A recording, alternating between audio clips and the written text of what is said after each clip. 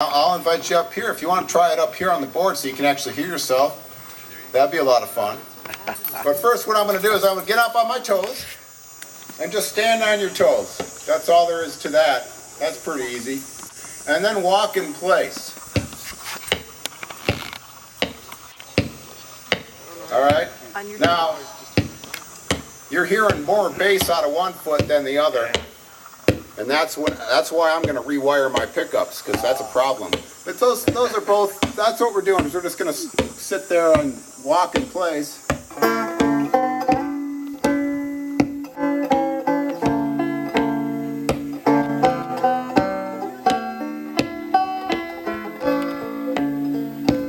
All right, so that's easy enough. Always on my toes. If I'm not on my toes, I'm not going to be able to do the following move here, which is going to be called the upbeat. So right now my banjo is playing the upbeat.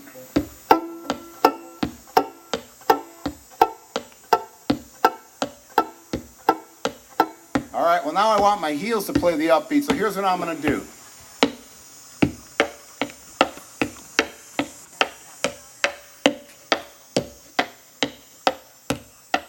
So now I got both sides, the down and the up. 1, 2, 3, 4. 1, 2, 3, 4. 1, 2, 3, 4. And then back to just the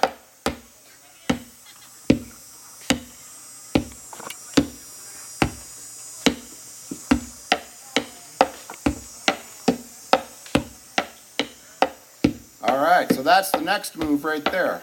So now I got both sides to the beat. I got 1 and 2 and 1 and 2 and 1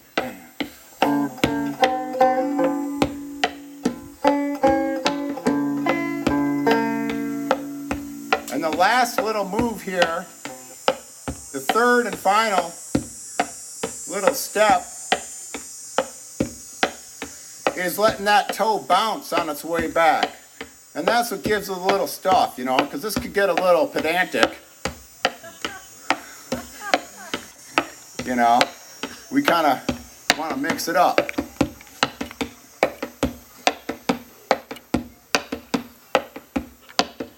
So now I'm just letting that toe bounce on its way back. And I say back because when I'm kicking my heel, it's kind of coming a little, if I exaggerated it, it would kind of come way forward. I go, well, I don't dance like that. That would be pretty inefficient and downright goofy and somewhat dangerous. But what I want to do now is I'm going to reel that in. So the feet are actually, the toe is coming back. And that little bounce you hear precedes the downbeat. You know, it comes before that downbeat. 1, 2, and 3, and 4. 1. Oh, let's say 1, 2, 3, 4, and 1, 2, and 3, 4, and 1, 2, and 3, 4, and 1.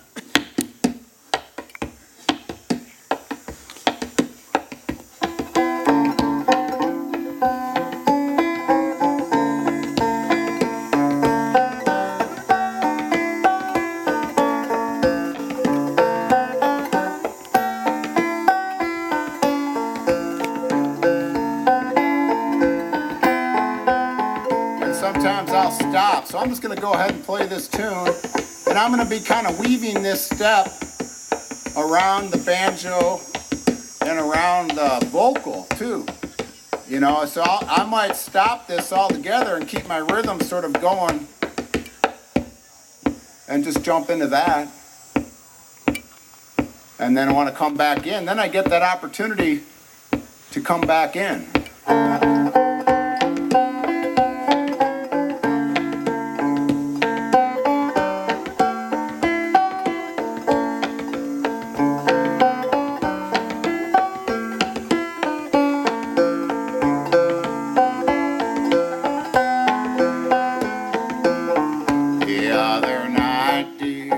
As I lay sleeping, I dreamed I held you in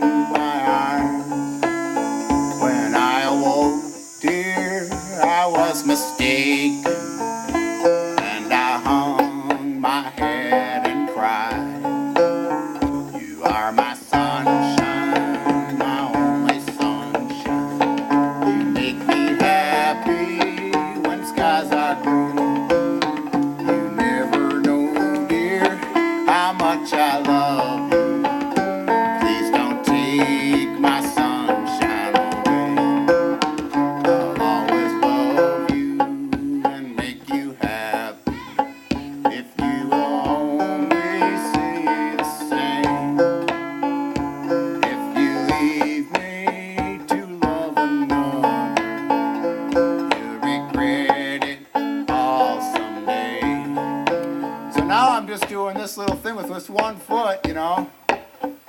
Give me a little boom, give me a little chip. And then if I were to take a break, I'd change it up a little bit, just tap one foot. That was a short solo there.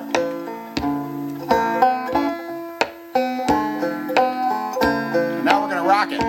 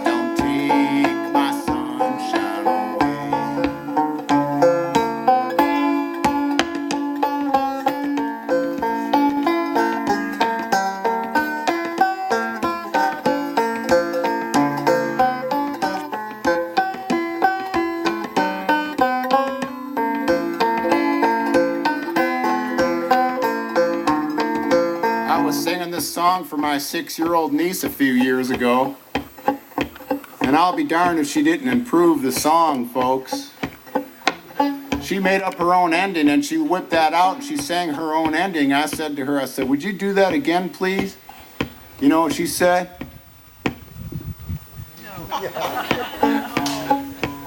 But I'll tell you something. It was such a good ending, all I had to do was hear it once. And I never forgot it. So I'm going to sing you the way Ariana ended this song. It would do Jimmy Davis proud.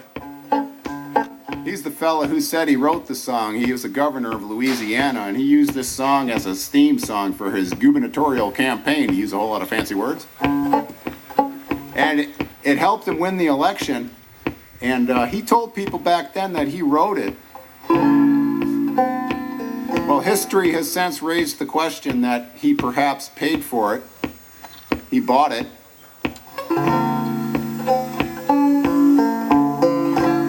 And, which is, you know, semi-honorable. You know, at least he didn't steal it and then say he wrote it.